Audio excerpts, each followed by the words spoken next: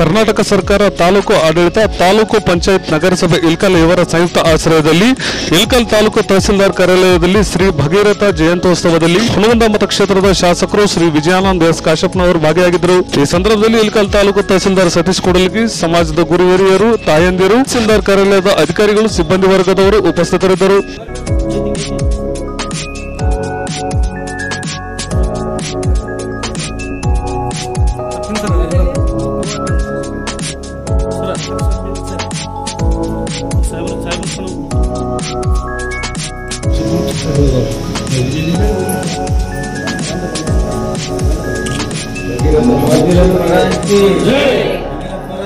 जय।